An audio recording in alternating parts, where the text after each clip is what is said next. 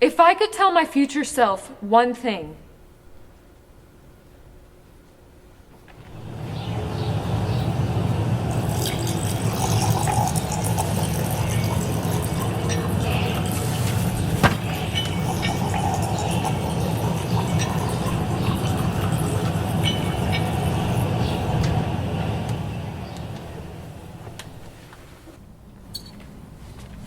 Oh, girl, that light though. thanks. The golden hour was too good not to post. Ew, why are you so sweaty? Take a wild guess. I should have known. Get yourself a welcome home mat and boom, you've got your own place. You practically live there. Girl, remember, you know I gotta keep my physique. I'm Cassius the King Cole. Hold on. It's not high school football, girl. It's boxing. I think you'll like it, though. It's a craft that requires a strong heart, mind, soul, and my personal favorite, a little bit of swagger.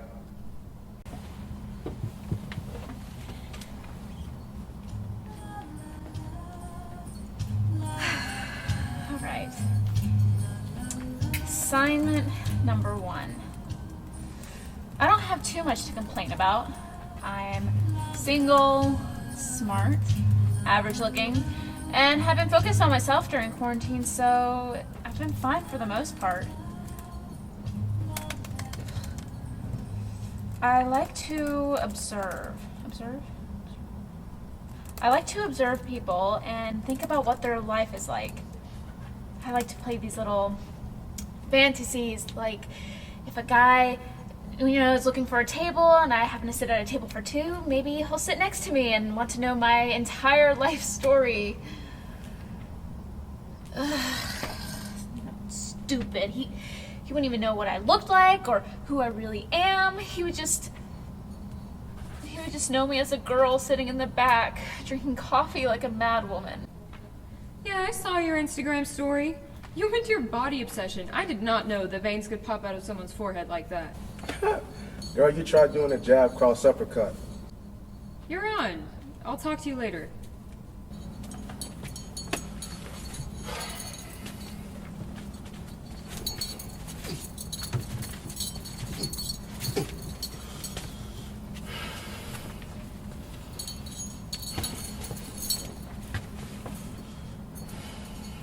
Moments later, my emotions hit me like a freight train. I remember going to the garage and hitting my bag until my knuckles bled. I was so torn and angry over the passing of my father that I didn't speak to anyone for a whole month. Not even my mother. My pops wore so many hats in my life. He was my hero, my rock, my coach, and much more. Losing him left a hole in my heart. And I'm not sure if that hole could ever be filled again. Assignment number 1. My name is Sylvia Drake, and I am from a small town on the coast of Georgia. I have 2 parents, and they're very much in love. My growing up life was simple. I played with my sisters, went to school, and spent much of my time lost in a book. Hello? Hey, can you hear me? What? Can you hear me? What? Can you hear me? Yeah. Okay. Sorry. Just these masks, they just don't get any easier. Anyways, what you up to? Not much. Well, I wish I could hang out with you, but my mom is still pretty freaked out about the whole COVID thing. I had to fight my way to get to this coffee shop. And what's even worse, I'm not even in the lobby. She called the manager and had me put in the back. I mean, it's better than home, but still. Well, there's not much happening here. I could count the people in the park on one hand. You're at the park? Yeah, I'm at the park. Did I not mention that? No. Sucks about the whole people thing. Sorry.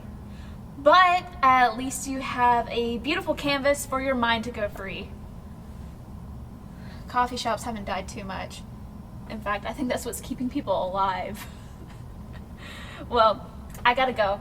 I've got to finish this poem narrative life in the past 7 weeks assignment, so enjoy the air for me.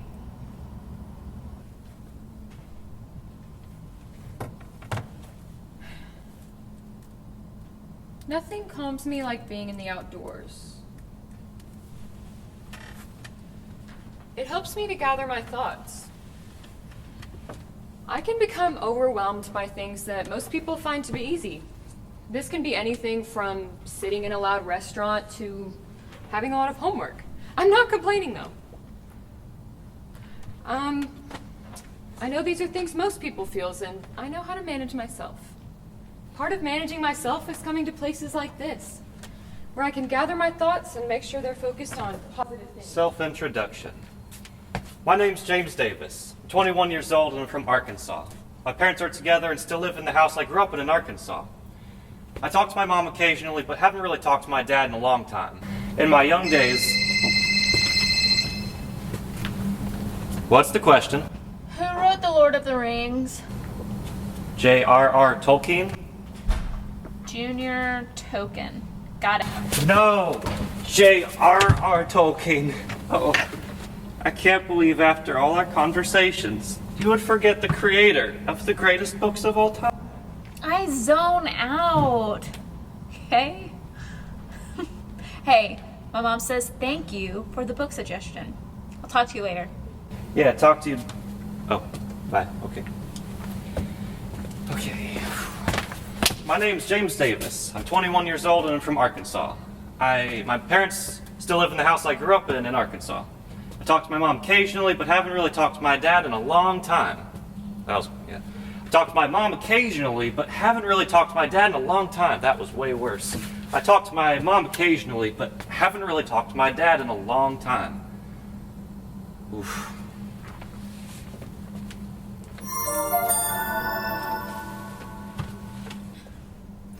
Hello.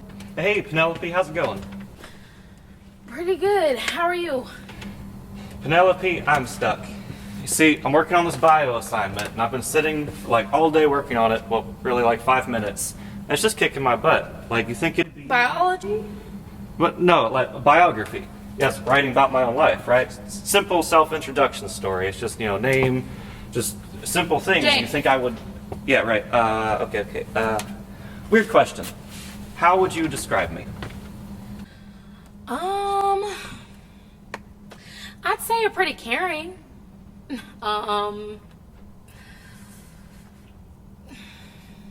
Is it really that hard to think of something to say? I mean, if it makes it easier, it doesn't all have to be nice. Well, can I have a second to think? You're kind, loving, always putting others before yourself. I'd say you're pretty weird, but I think that's what makes you you. Awesome. Thanks. Oh, but wait, James, before you go, you do know that your identity doesn't solely rely on what I say, right? It's more about what you think of yourself. Yeah, I know. Thanks. It's just... With social media and everything, I get so consumed by it, I don't really know who I am anymore.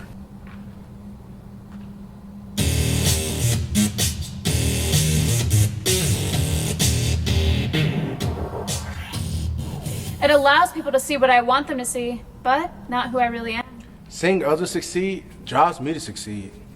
Seeing self-care accounts with people whose lives are portrayed as perfect often makes me feel like a failure.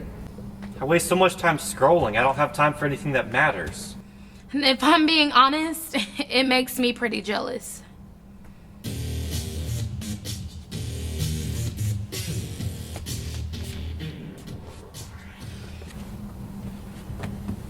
Okay, let's try this again. My name's James Davis. Yeah, I did all that. Talked to my mom occasionally, haven't really talked to my dad in a long time. My new friends say I'm quiet and reclusive, but polite and friendly, while my closer friends say I'm loyal, caring, want them to share life with me, and really, really weird. They also say I'm socially awkward and don't really have a good filter because I don't think about what I'm saying until it's too late. Assignment number 1. Penelope Jones. I'm a 21-year-old woman just trying to find my way through this thing we call life. I grew up in a small town in Wyoming, and I traveled a decent ways away to go to school, and it makes me miss home a lot. But I'm also glad to have gotten away. I miss my friends, my family. See, growing up, I always had somewhat difficult relationships with my parents. They were married for a portion of my life, and even then, my dad really wasn't there. When the divorce happened, he pretty much disappeared. See, the only difference was my heart was gone too. I was a daddy's girl, and he had my heart and quickly shattered it. Everything that I thought he was, it was a lie. And now with all the extra time and And now I have to wear a mask everywhere I go. I can't hug anyone or visit friends' houses anymore. As if it wasn't hard pre-COVID. Is it rude to keep it on or take it off when I meet someone? You might want to reword that.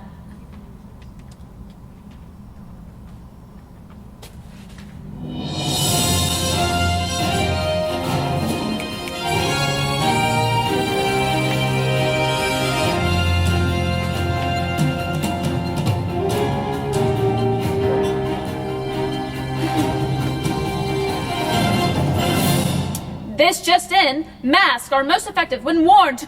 When the mask is worn to cover the eyes, it is most effective. Most effective to include a minimum of 6 layers. Layers don't matter as long as your chin is fully Covered from head to toe in mask fabric to ensure the best protection.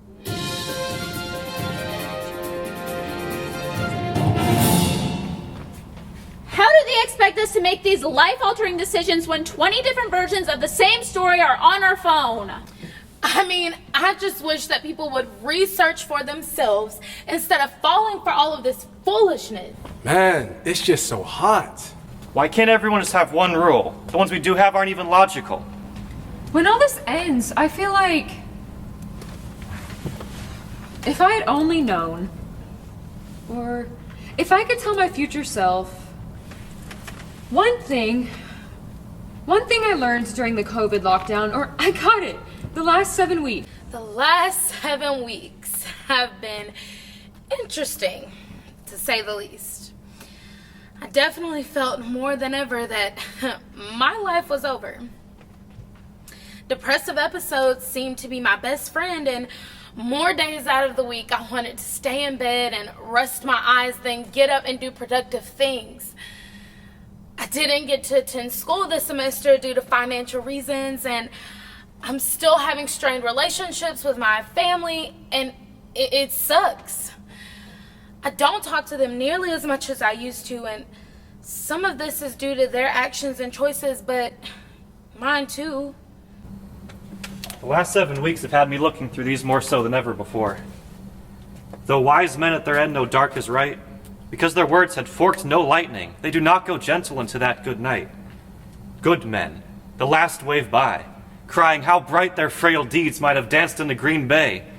Rage, rage against the dying of the light.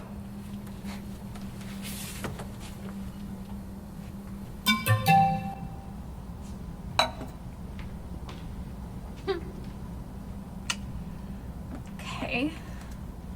The last 7 weeks have been considered the new normal that I feared would come. Nothing is personal anymore. I forgot how much a smile spoke and a hug expressed. I realized how important air circulation is for your acne, and my skin is something I cannot ignore. I forgot how common it was to judge someone based on their looks. Covering 10% of the body is like covering 99% of someone's character. I miss my classmates by my side, suffering the same boring lecture because half are online and the other half are in cubicles. Focusing seems impossible. The urge to browse on social media has gone far beyond temptation and more so an addiction. I didn't realize that this semester was going to be so challenging with a new set of challenges. Oh, wow. My last 7 weeks. I'll be honest. I'm not happy currently right now in my life. You see, happiness for me is like the tide. It comes and goes. Honestly, it seems like it goes faster than it comes. I'm like a fiend when it comes to happiness. It seems as if I would do almost anything to get a quick fix of happiness before it quickly runs out again. Looking at the world right now, it is easy to get depressed. And trust me, I've recently been there. But I feel like I'm caught between two sides in no man's land because I have no place to call home. You see, on one side where I'm affiliated, I'm looked down upon because I'm seen as trying to be something I'm not, just because I don't talk, dress, or carry myself like the typical. But the thing is, my mama raised a man. She didn't raise a yes man. And she raised me to think outside the box. So it's funny they think they can put me in one. Dang, Cassius. All right. My last 7 weeks. My last 7 weeks have honestly been a blur. My initial move to South Carolina from my hometown was a decision that came with feelings of excitement and fear. Excitement to pursue a life away from my hometown, and fear that I would have to gather strength for each day without my family in walking distance. The weeks progressed in a familiar up and down pattern between light and darkness. I feel up when I make a new friend or get a good grade, but while these things bring me up for brief periods of time, they can only do so much to stop the feelings of fear, shame, and loneliness that haunt my restless nights. When somebody asks me how I'm doing, it wouldn't even cross my mind to tell them the truth. A simple, "I'm doing good, how are you?" seems to suffice with every passing exchange. Charlie, I hope it has gotten better. I understand what you're going through. The days, tasks, relationships Just blur together. You seem like a strong person, though. I believe in you. DM me if you want to chat. Smiley face.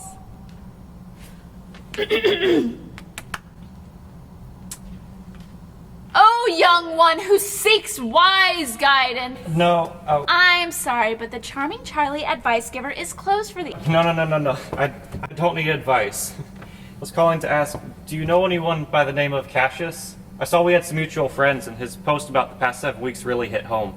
The thing where he said, she also raised me to think outside the box, so it's funny they think they can put me in one. I don't, but I bet Sylvia does. Let me give you her number, okay? Rage. Rage against the dying of the light. Wow, James, really great stuff. It really inspired me. Hello? Hey, is this Sylvia? Yes? Hi, my name's James. I'm friends with Charlie. She gave me your number. Anyway, do you know anyone by the name of Cassius? Yeah, I do. He's a good friend of mine. Penelope commented? Cassius, I think we have a lot in common. I think we should meet up.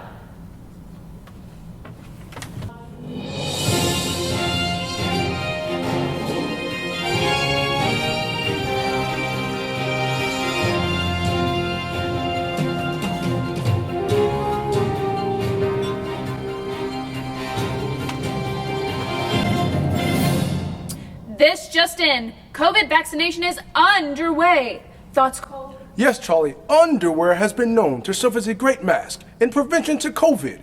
Here's Sylvia with the latest. Thank you, Cassius. Yes, Tupperware has served as an easy care and DIY hack to protect the eyes from infection during quarantine. James here with the latest from Sylvia. chlorine has been said to hack the COVID dying rates in America. Murder hornets are killing people left and right. Wait a second. Oh, murder hornets! Wait, where? Murder hornets. Why didn't we get that? Have that right. You cannot deal with this problem.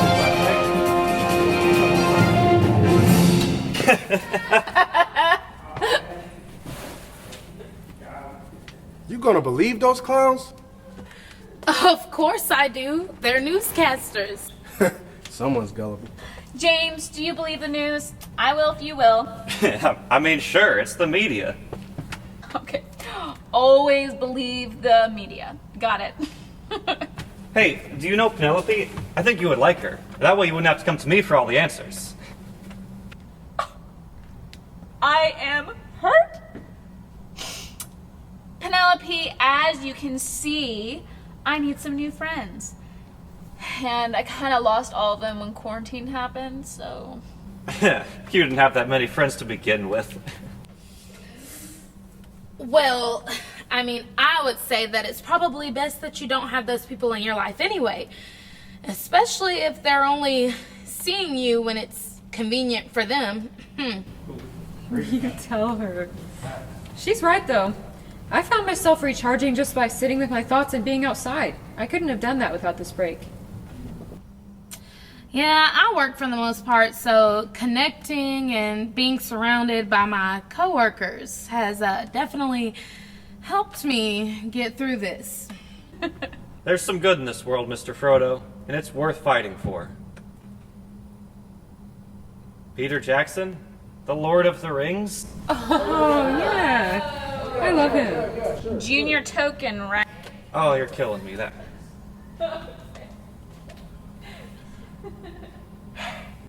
Man, I can appreciate all that, and I'm not trying to be negative, but it's been so hard to sustain a positive attitude with everything that's been going on. Remember me saying earlier that you can't put me in a box? Well, the truth of the matter is I've tried to break out. But recently I've had to come to the realization that many girls are forbidden fruit because I'm not the same color as them. And yes, this greatly frustrates me because my character seems to always be overlooked for my color. I seem to be stuck in a constant battle in my mind, battling loss, frustration, and pain. That's why I internalize my feelings and my hurt, because why open up when no one seems to understand you? But then again, Cassius, why not open up? Because if you don't, you remain lonely and possibly still misunderstood. No, Cassius, are you crazy? Why open up? Because they will use your vulnerabilities against you and wind up disappointing you. You see, that's why I use my career and my body as a cover to hide how I'm truly feeling. See, my heart was gone too. I was a daddy's girl, and he had my heart. But then he quickly shattered it. Everything that I thought he was, it was a lie. And my mom, she was always phenomenal with providing for me, but she was never really there emotionally. And it led to some insecurities within myself. But I mean, it also enhanced my compassion for others. I love for people to know that they have someone in me. But that same compassion has added so much stress to my life. I spend so much time and effort caring about other people and what their lives consist of, and I forget to nurture my own.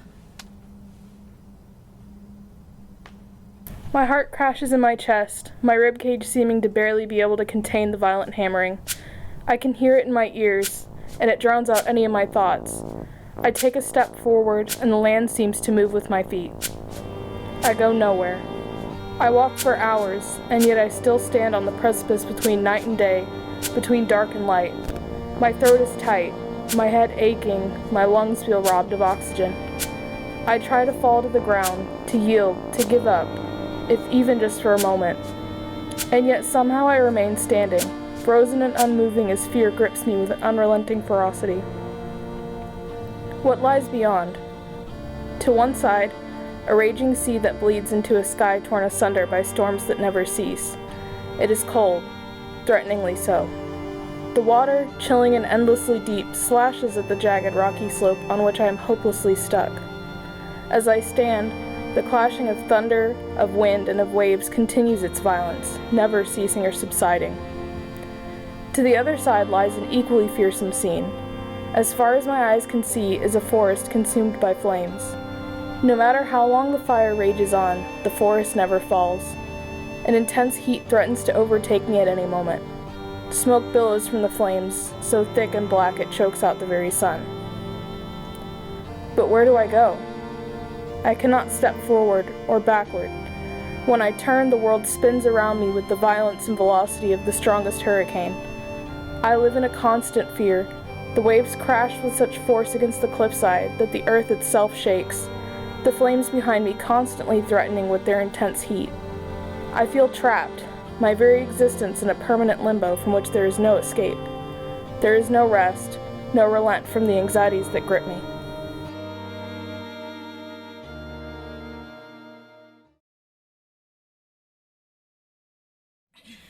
Hey, Sylvia. Yeah? I mean, not to pry or anything, but I think you were saying something earlier. I mean, I've said a lot. Right, haven't we all? But I think it might have been something that would have been beneficial for me to hear. Let me think back. Oh, was it the 7 weeks thing? I have it here, but it's kind of journal-y. Can I read it? Please do. Okay. People ask me how I'm doing, blah, blah, blah. And I'm doing good, how are you, seems to suffice with every passing exchange. Here's what I was getting at. Why do I feel these things when everything in my life points to the fact that all I should be feeling is happiness, gratitude, and joy? Before long, I find its weight to be too much to bear, and I reveal my nightly thoughts to someone who is paid to help people like me. I try everything to try to be a good and worthy person again. I even go to someone who's paid to find the right powder-filled capsule for people like me. I take all the steps, and still my nights are long and restless and empty. I try regulating my thoughts, reading about the truth, telling people I can trust, and no one has the answer. I start to lose hope, and the light at the end of the tunnel turns into a small flicker. I will do everything in my power to make sure that they don't even see the slightest downturned face. No one can know, I tell myself. Ask them a question, give them a smile, give them a compliment, make them feel like they matter. Never let them see. Okay. Never let them see. Yeah. And these past 7 weeks, or months, have really just given me a chance to think about this stuff. But enough about me. How about you? Are you sure you want to hear it? Yeah. Yeah, come on. Yeah, come on. All right. I've been angry. I mean, I've told myself so many times, just drop out and not deal with the stress that school adds, but that's just not who I am. When I want something, I get it, no matter the cost. And when I've chosen to dedicate myself to something, I fight until there's no fight left in me to finish what I started. But honestly, I really haven't been myself lately. Everything just seems so different. Life is just moving so fast, but so slow at the same time. Yes, yeah. Oh my goodness. Y'all, I'm just being honest. What is it this time? Okay, I didn't mean it bad. Calm down. Nah, it's just that I can relate. How so? Yeah, how so? Is this about you being put in a box? Oh, okay, so y'all were listening, I see. Well, honestly, I've been dealing with this my whole life, but With COVID and isolation, the election, the riots downtown, it's just... Honestly, I'm just tired of them trying to label me and put me in a pack. Because I would never think in a pack. Unless I'm leading it, of course. And on the other side, they just look at me as another one. Just because one steals, they think we all steal. And one's a felon, they think we all are. And honestly, I'm getting tired of that. I might just throw in the towel. It's tough to admit, but hearing y'all share all that makes me feel embarrassed or ashamed. I mean, I know it's a weird and probably irrational feeling, but I'm ashamed at my privilege, or blessing. I don't know, I've heard it both ways. I'll never know what it's like to be a minority, and I'll never experience the hardships that black people and women have to go through every day. I know I have my own struggles, but still, I'm ashamed that it's my demographic that causes you all so much pain, and that no matter how much I empathize, I'll never truly relate or understand. That's what I've been getting at with my recent posts. Pity party for one over here. What do you mean? What is happening right now? It's nothing, really. Really, it's nothing. It's nothing. No, I know you. There's something wrong. Tell us. My eyes hurt staring at this computer screen. My body aches sitting in this chair all day long, and my brain turns into like mush by the time I get to the fourth lecture of the day. I've often asked myself, do I even deserve my diploma after this semester? Because yeah, it's hard for the wrong reasons. Each day there seems to be some new assignment that I must have forgotten to write in my agenda, and each day I feel just dissatisfied with my work, like I could have done more. I see jokes about how this generation of graduates are going to be replacing people's hearts with a liver and filling people's cavities using a screwdriver, or going into battle and dancing their way out with the renegade or something. I mean, yeah, they're jokes, but low-key though.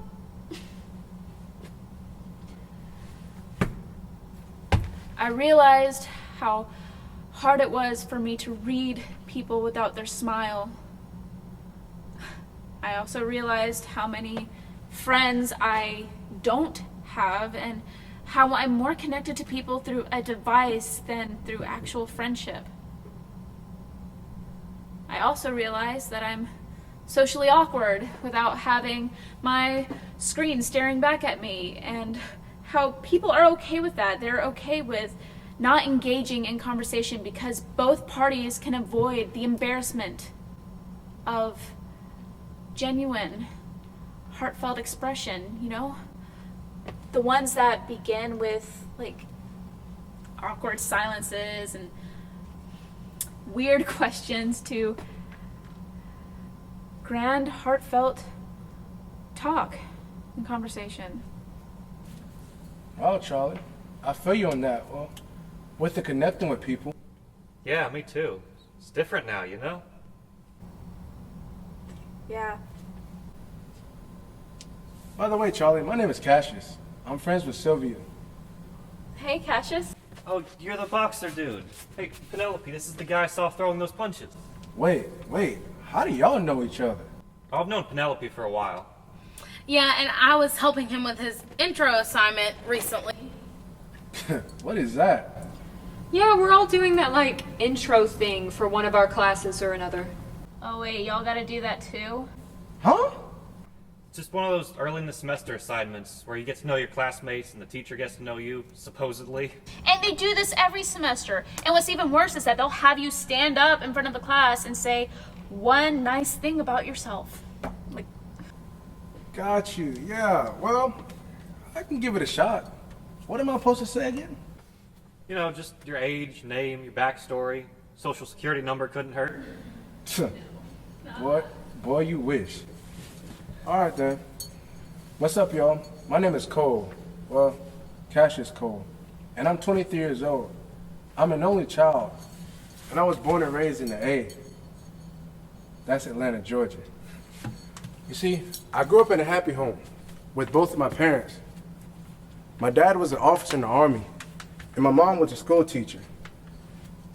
But my pops and I were close. Like, very close. He was a 1993 Golden Glove champion. And he taught me everything he knew about boxing. And by everything, I mean everything. He would even keep me accountable of my regiment while he was overseas. One of my fondest memories is from my 4th birthday when I received my first pair of boxing gloves. I practically took these things everywhere, but I remember I received a new pair every year until I was 10. But after that, my father died, so that's the last time I received my last pair. But that ought to give you a good snapshot. That's not all. I know we just met, but I'm Penelope. Nice to meet you, Penelope. I like to sing and watch TV. Cassius, my name's James. I've never boxed before, but I've been doing martial arts for about 8 years. See, check this out. I just drink coffee. James, what are you doing? What did you do?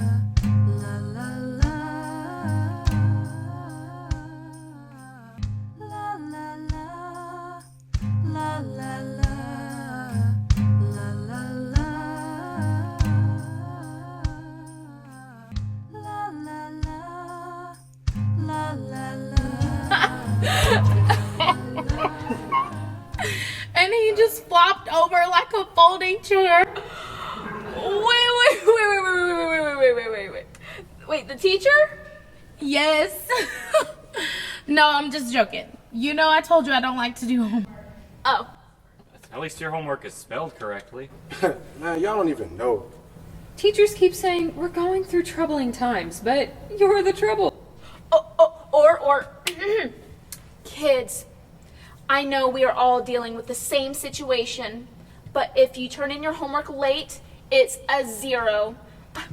I truly sympathize with you, but if it's late, it's a 0. Exactly. Yeah, that was my test today. It was terrible. And that clown just flopped over like a folding chair. I didn't know the wall was there. What is wrong with him? Oh my gosh. Thank you guys. Really, I feel like we're connecting despite all these circumstances. That was really cheesy. Forget that. No. Wait. I agree, though. I mean, the world has been moving so fast, it's kind of hard to take a break from reality, you know? It's not like society carves out a portion of our lives for these moments. We have to make them for ourselves, you know? We have to make the time to prioritize relationships, family, friends, ambitions. I think the pandemic has forced everyone to stop and realize that, wow, there are clouds in the sky. I have neighbors. Or maybe, crap, I've got a lot of stuff to do in order to move on in life. Regardless, these are what's keeping us connected despite being so far apart.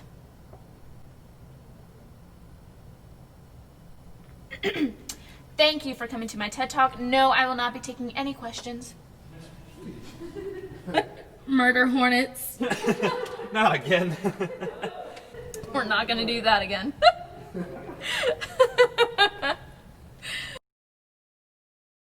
I close my eyes and I'm falling. Endlessly the universe spins around me. It is confusing and beautiful and nauseating, a battle between chaos and order that infinitely cycles beyond. I am flooded at once by every emotion I have ever felt. I am suddenly gripped by the urge to scream, to laugh, to cry tears of joy and sadness all in the same moment. There is no moment of respite as it all comes flooding over me like a river broken through a dam. Everything stops. As suddenly as it began, it comes to an end. There is nothing but darkness around me. My overwhelming emotions have faded into an emptiness that yawns deeply.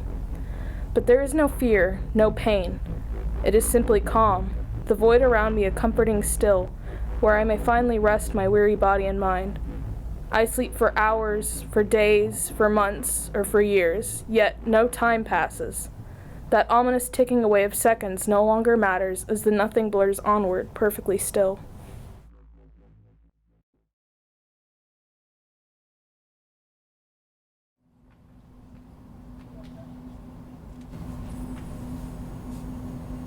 Check it.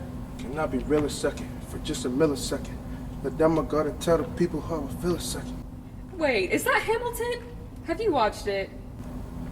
Nah, but I heard a lot about it, and I wanted to see what all the hype was about. Wasn't that trending in like 2016? Yeah, but now it's on Disney Plus. I wish I had time for TV. What was that lyric again? Hold on. Can I be real a second? For just a millisecond. Let my guard down, tell the people how I feel a second. Can I? Can I what? I think Get Real. I wish somebody would. Yeah. You see, I love to love people. It's in my nature, okay? I meet someone and decide they're good people, so I want to love them and care for them and make their life as nice as possible. But unfortunately, in today's society, it's impossible to love like that. See, I'm a 21-year-old man, so it comes across incorrectly when I want to love someone. I'm either seen as gay or as having a crush on the person. However, it's God's commandment to love people. That's the number one thing we're supposed to do here. And thankfully, that comes very naturally for me. I was born with the instinct to love people. I also recently discovered that I'm Enneagram 2. What is that? Instagram. Well, it helps support this issue I'm dealing with, and has helped me realize that I'm not completely alone here. But anyway, as long as I can remember, many girls have thought I've had a crush on them. In high school, I can name at least 5. But believe it or not, I didn't have a crush on any one of them.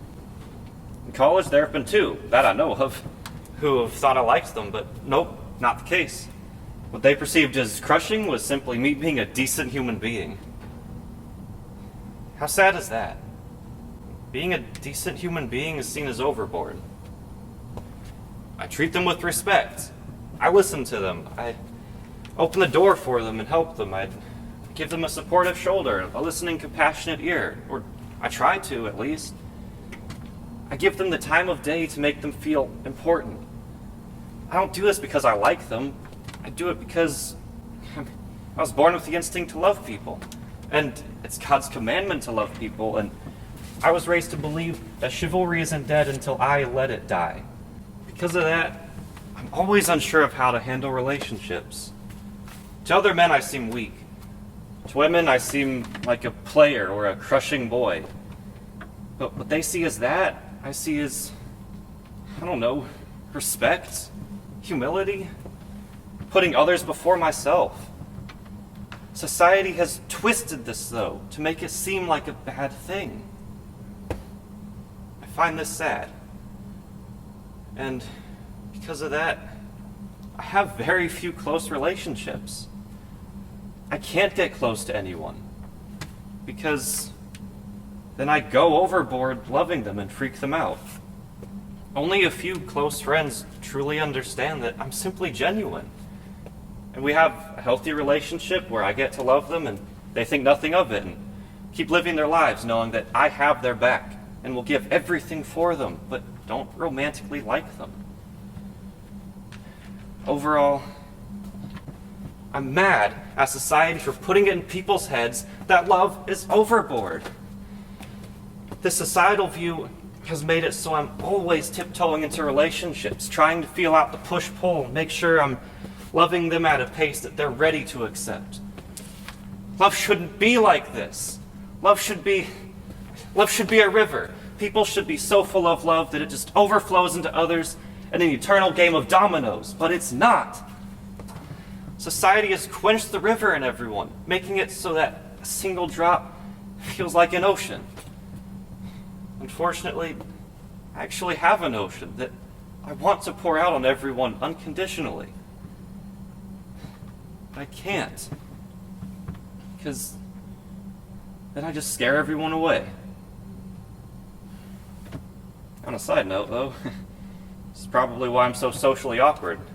I can't be loving and compassionate, genuine myself, everything I want to be, because society isn't ready for that. I'm always checking myself and making sure I'm not too nice. How messed up is that? That's tough.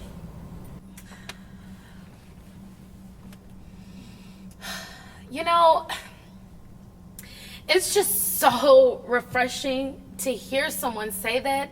And not just anyone, but a white man, no less. You know, I had a friend, she called me the other day, and it was kind of out of nowhere, but I answered, and she was like, you know, Penelope, what can I do to be better? What can I do to be an ally? And I'll never know what it's like or understand what it's like to be in your shoes, but I want to help. And you know, James, what you said, it really hit the nail on the head. You know, I just wish that they could understand and see that we're human too. And I want to be accepted, but not if that means losing myself in the midst. We can only be accepted if we fit their status quo, and I'm so tired of it. Black is beautiful. Black is bold. Black is prosperous, and Black is beautiful. All my life, I've either been not Black enough or trying to be too white, and why can't I just be me? And you know, James, I just wish that more people could be like you, wanting to know what they could do to help. Can I be honest with you? Having children is my biggest heart desire. But each day I grow more and more afraid of what that might look like for me. White people will never know what it's like bringing a child into this world, that you'll have to prepare for the ugly truth that people might not like you simply because of your skin. And they will never know what it's like being watched or followed, because the moment you hit the door and your melanin is shown, the first thought is criminal. They'll never know what it's like being worried if their child or spouse gets pulled over by the police, and they'll never know what it's like being given lesser treatment by doctors simply because it's automatically assumed that you don't have the money to pay for the more expensive treatments. They'll never understand what it's like being in a system that was meant to be against you from the start. It hurts.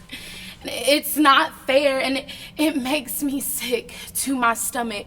But all I ask is that you never be silent. Always stand up for what's bigger, even when you're the only one. Because silence is just as bad as the act of racism. You know, I think I said it already, and I'm sorry if it's repetitive, but I really hope I've been better about being that kind of ally. One thing that makes me so frustrated and sad is injustice. I know that's really broad, but let me explain. It frustrates me every time I see that someone is treated with disrespect and hate because of their race. It frustrates me whenever a man tells a woman to calm down when she's slightly passionate about something. It frustrates me every time someone is told that they're fishing for attention just because they're hurting inside. I know that's so cheesy, and I wish I could explain it better. At the end of the day, all I want is for everyone to feel valid, respected, and loved. I know that doesn't make me anyone special. I mean, everyone would say they want that, right? This just leaves us with the question is, how can that be achieved? And we know there's not one answer. There's facets of every issue that need to be handled differently and with care. So as one person out of millions, what can I even do that would cause a ripple of a change? One thing I've learned is that I just need to be part of a crowd. I'm not saying that's all I should do, but if enough people gather and say that we're done allowing people to be mistreated, shouldn't that cause at least a part of a change? Too many people won't even gather. They sit back, claim to be against injustice, then continue their lives of being completely unaffected by these issues. That used to be me, and I'm done with that person. If there's an issue in society that you have to research because you don't deal with it firsthand, it's your job to show that you legitimately care, that others deal with something that you could never understand. If we could all fix what only we deal with, racism, sexism, homophobia, and so much more would cease to exist. I'm not saying that's all we should do, and I'm not saying that we should fight battles for each other and take positions that aren't ours to take. I'm just saying that we should fight with each other and show that we care about each other and show that we're done allowing people to be mistreated. I mean, 2020 has not been an easy year, but issues that have always been a problem are finally getting a fraction of the attention that they have always deserved. It's time to stop sitting idly and start self-educating. Start difficult conversations. Reach out to your friends, and most importantly, give each other a chance to change and learn from our mistakes. That's my intention with posting on Instagram, but with the pandemic and the lockdown, I feel like it's being misconstrued, like the pandemic makes me a bandwagoner or something. But these are my legit feelings.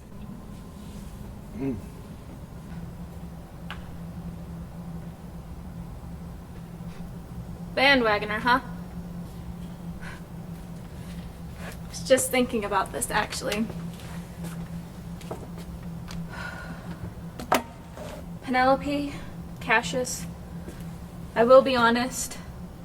I'm scared. Truthfully. I'm scared to stand up for something so big and so prominent in our society because I'm scared of what people will think about me. You know, they'll say I'm dumb or in my feelings, not thinking clearly. But I'm not just on one side, you know? Like, no one should have to fight for respect or equality. That should just be a given, and I am so sorry that you are still fighting for that to this day. But I also hope you can agree that some of the things on social media are ridiculous. I mean, you've seen what's on there.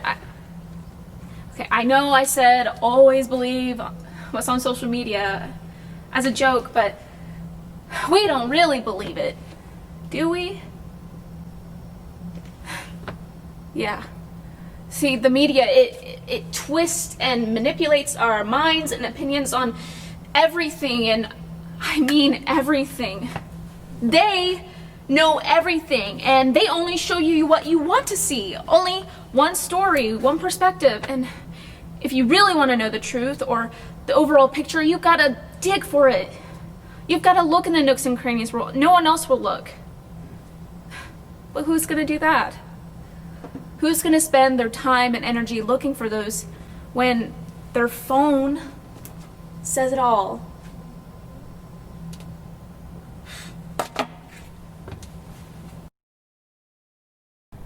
One day, I awake to see the darkness is gone. There's warmth in the air. I look down around me to see fields of grain blowing softly in the cool breeze. Golden foliage falls at my feet as I walk forward, and the leaves crunch softly underfoot. I walk a winding trail, so thin and barely worn. I do not worry where I'm going. Lost is not a word to describe the way I feel wandering through these soft and wild lands. I come to a clearing, a place of hidden solace in the midst of looming trees. The light falls in glowing dappled patterns on the soft grass beneath. There is a cabin, small and sturdy. Airy smoke rises from its chimney and floats up to the white clouds above. At first, I hesitate. I've felt fear, loneliness, pain, and worry for so long. It seems like an eternity I stood on that jagged cliff, my life in constant turmoil, yet at the same time it seems so distant. In this very moment, I feel that life itself lies only a few steps away from me. I have dreamed of this so long, and though there is no perfection in this journey ahead, it is everything I want. I step forward. I breathe in deeply. I open the door.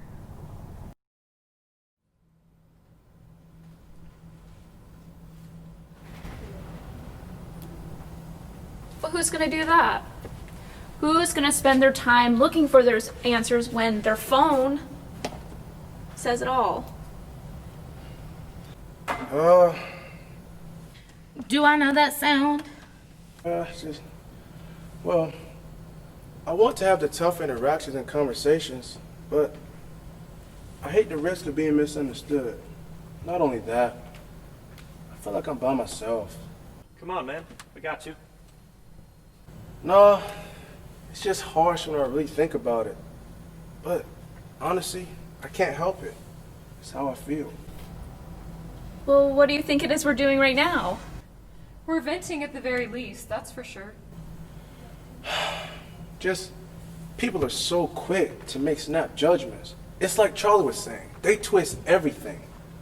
You don't even get a chance to edit yourself or amend your arguments, especially when it's an emotional topic. You can't just be like, oh, that's not what I meant, because everybody's already judged you and put you in the angry box or the militant box or whatever. Come on with it. Yeah, or the feminist box. Or nerd box. Sorry. All right, I'll try, but if it gets all messy, because like I said, it can get emotional, are you going to give me the benefit of the doubt? Or are you just going to come for me? Oh, we got you. We got you. Tell us. All right, then. Right now, I'm just so frustrated with our nation and how divided we are.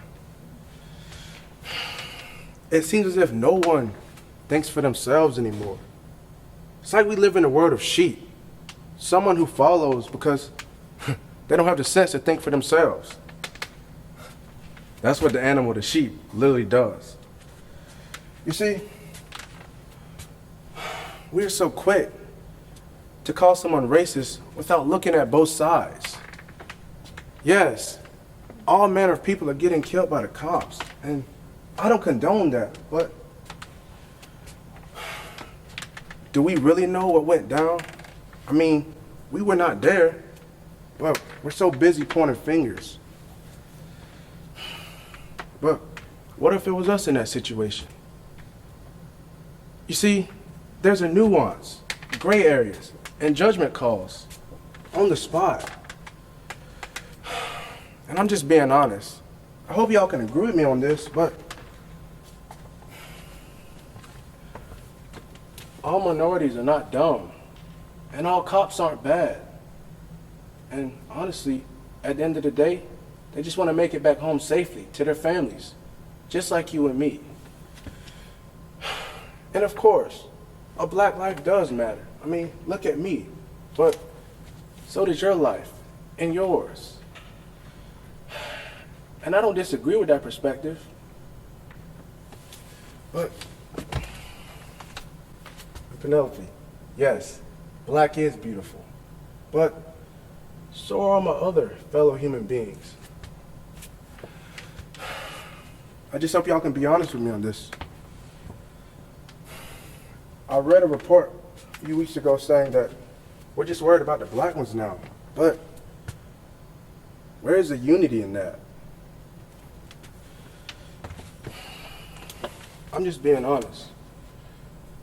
What I really mean is, I'm just tired of hearing the excuses.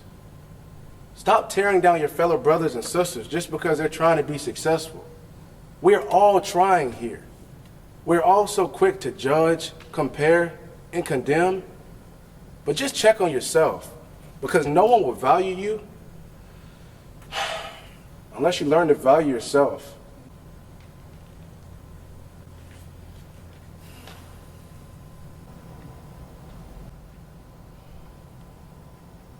All the crap in the world. I can't stand it. Why should I... Where do I stand in all this? Why do I even have to take a side? Why are we so divided? We speak, cry, demand for justice, equality. We are calling this a movement? We are creating a fork in the road for future generations to come, whether we realize it or not. What happened to compassion, forgiveness, basic human decency? James, in the number of coffee shops I have been in, I have never met anyone with half the respect you give me. Someone posts a video and a person makes fun of it, jump on the bandwagon. Someone labels someone wrongfully, blame the community, blame the generation, blame the department. How about this? Why don't we just sit with ourselves for one moment and realize that we need to make change within ourselves? I bet if everyone on this dang planet did that, then maybe we wouldn't have to argue about the simple rules of being just a good person. Racism, objectifying women, pedophilia, hate, none of that would be a thing. Or maybe it would. I don't know, there is worth and value in everyone. We are all so unique and individual in our own ways. Why can't we just boost each other up, or knock each other on the head when we're about to do something we'll regret? Why can't there be a balance? There are so many bad people in this world right now, you guys. But there's gotta be good people too, right? I know you're out there!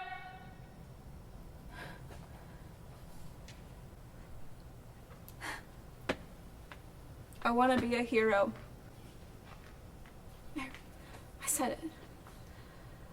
I want to be a hero. I want to save people, inspire. I know I wouldn't be the perfect hero, but I can still try. I can still strive to be the hero the world needs so that when they see me in their darkest times, they know that they are safe and everything will be okay. Even if it's just one person, the one who has no one, the one who has lost their voice, the one that is too small to speak.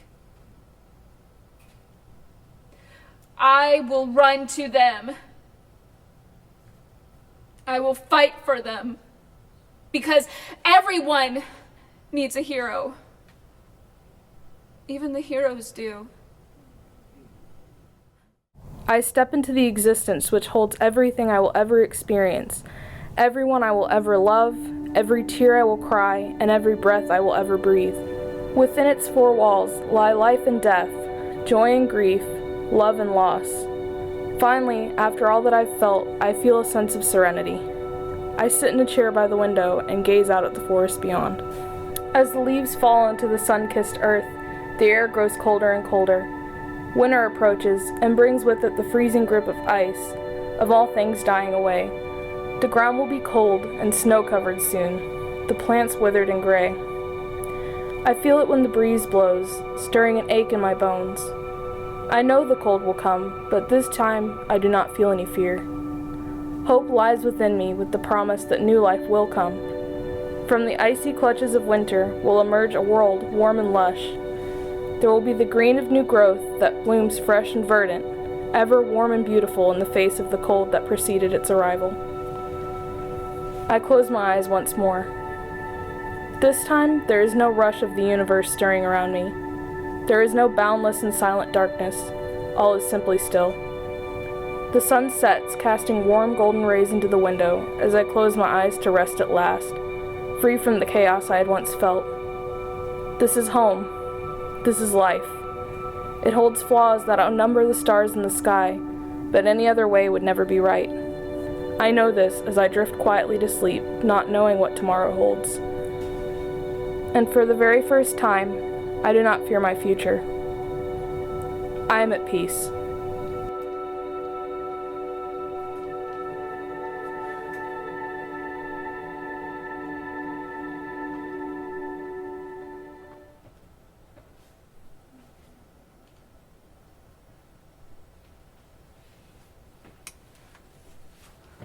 We are all a hero to someone, you guys. Whether it be a friend, sibling, teacher, someone looks to you when they need rescuing. And we need each other now more than ever. I've never heard this side of you before, Charlie. Well, I heard a quote once, and it said, "Knowing your power is what creates humility, and not knowing your power is what creates insecurity." I'm not going to be insecure about my self-worth nor my beliefs. No one should. Makes me think of Alexander Dumas, the Count of Monte Cristo. Life's a storm, my young friend. You'll bask in the sunlight one moment, be shattered on the rocks the next. What makes you a man is what you do when that time comes. I've got one. Maybe you've heard it. I think your bones were made in an elsewhere place. How else does one describe this inconceivable strength that makes you? The way you look into danger's mouth and see no cemetery or death, but instead you carve your name into its teeth with a switchblade. Defeat it so effortlessly and throw your head back and laugh. Paradox girl, mighty woman, you are the thing that terrifies them, both monster and maiden, both cure and poison, all of these things and at the same time human. Defined by no man, you are your own story, blazing through this world, turning history into her story. And when they dare to tell you all the things you cannot be, you smile and tell them, I am both war and woman, and you cannot stop me. Did you write that? Who wrote that? Nikita Gill. It's called An Ode to Fearless Women. What brought that to mind?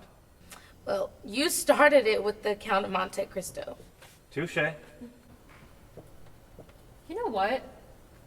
I've been trying to do better and be better.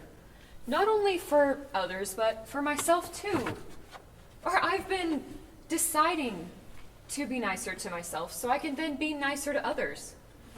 Sure, it's been no easy feat, but I've decided enough is enough, and to set a new mantra in place.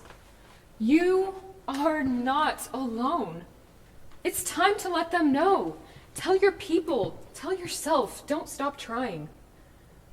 On your most hopeless night, do the cheesiest piece of advice you've heard. All that matters is that you keep trying, for the sake of your family, your friends, for the stranger who would lose hope when hearing that you gave up. Don't give up. We are stronger together, and we are still here. And that is the biggest accomplishment we've achieved so far. That's all helpful, sure, but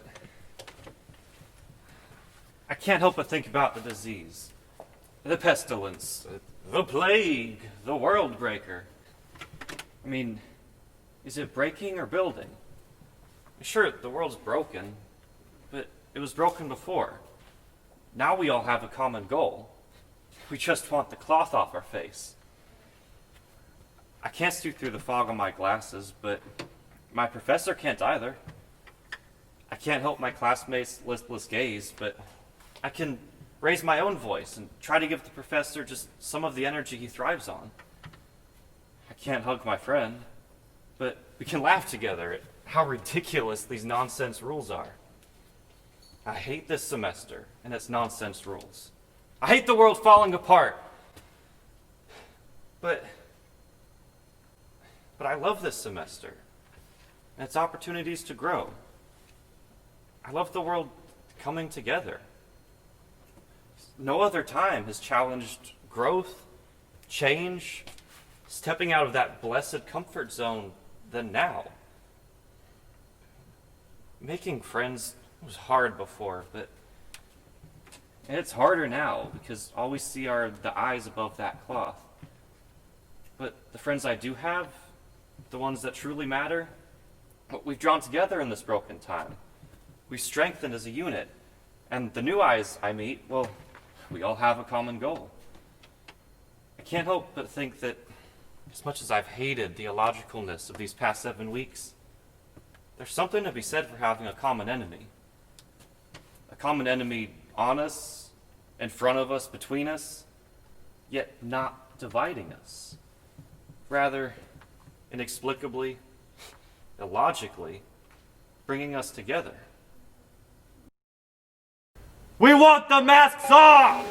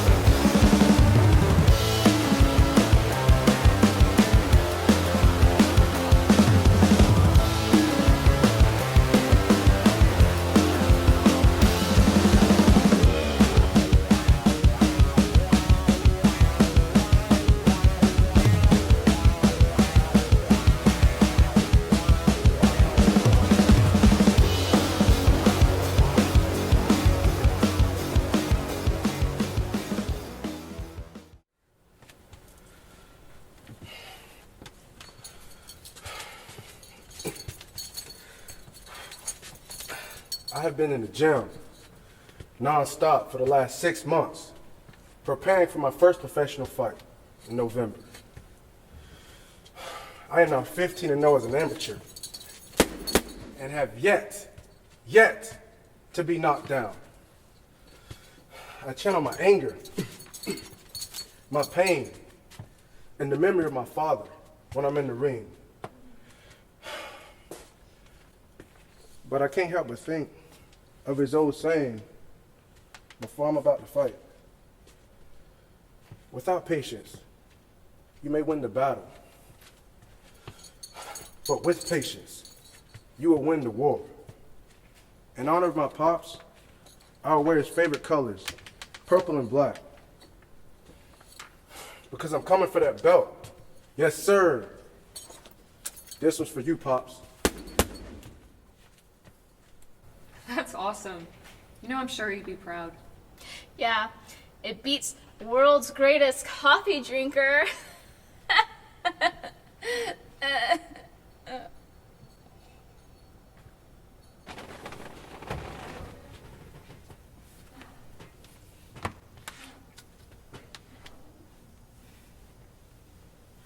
Y'all, I just really haven't been myself lately. Everything around me just seems so different, and life just seems to be moving so fast but so slow at the same time. I'm not where I want to be, but it feels like I'm where I need to be, and maybe that's more important. I love God. I love him for who he is, not only what he's done, but it's just been so hard to show that love lately. And I know that I don't deserve the love or the grace that he's shown me in the midst of my abandonment towards him. I work tirelessly every single day, and it's just getting so old. I ran back to what was familiar, and that was the biggest mistake I could have made. Well, maybe not, because it has taught me something too.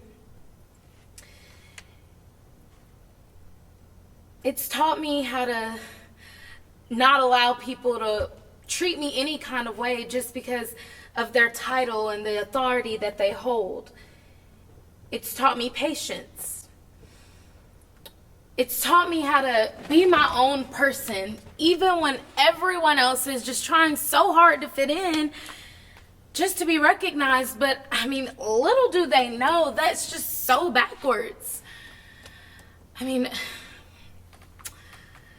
being in the lesser is never fun, but the road less traveled is always what leads to paradise.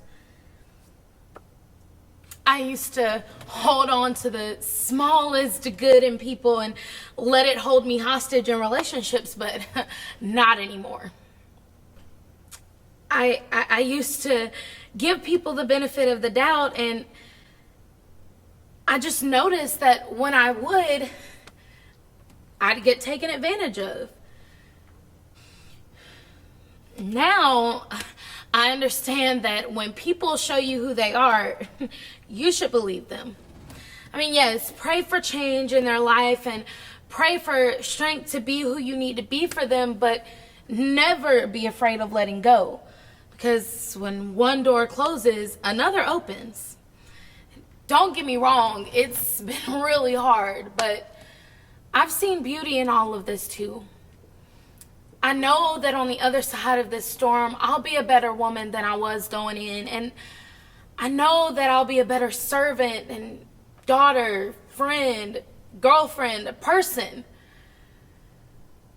But I am so ready for this trial to be over. But I'll learn to be still in the midst, because I do know that God has a plan. Yes, ma'am. Yes. Amen, amen. So there's been some positives through all of this. I mean, we've had to sift through some dirt to find them, but they're out there. It reminds me of a paraphrase from my good friend Junior Tolkien. There are always stars above the clouds that the shadow can never reach. Yep. Somehow people are sustaining themselves through all this. Hey, what's been sustaining you? Caramel lattes. You? Call of Duty. What about y'all? Netflix? Oh yeah, Netflix. Disney Plus.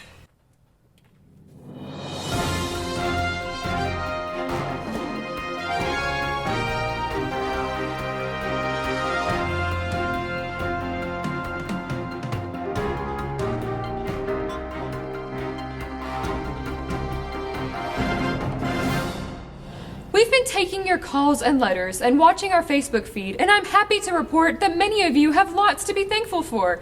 Charlie, you'll like this one. Mandy says coffee, and Sunshine dance breaks. I've got a couple for you. Caroline says gardening and spending time with her dog. And Sandy says faith. What's sustaining you? Cassius, lay some on us. All right. Violet says God, her parents, and therapy. Jared says writing.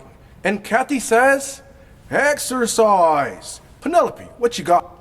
While looking at these posts, I see that Lisa says her work and kids. Tracy says her kids and all the wonderful extra time she gets to spend with them. Charlie, over to you. Well, Penelope Christopher says documentaries and punk rock, skateboarding, surfing, and Carmen says family and friends, faith and hope. Plus, generally these days, she is happy. She chooses to be. James? Well, you heard it here, folks. In spite of the isolation and the quarantine, people are finding ways to sustain themselves through all of this. But they're not doing it alone. They're connecting with friends and family. enjoying hobbies, exercising, and going to church too. Or streaming it online along with all that Netflix they've been binging.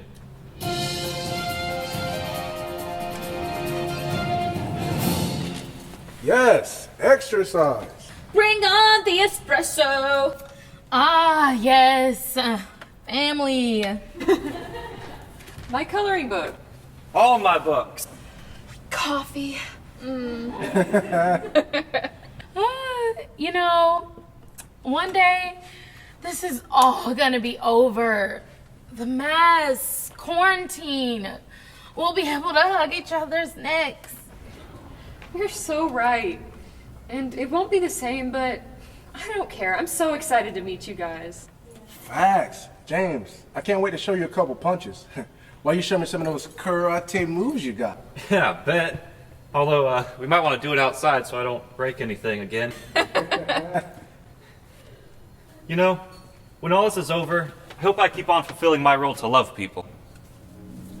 I'll keep being an ally. My father's legacy. A strong, fearless woman. A hero the world needs.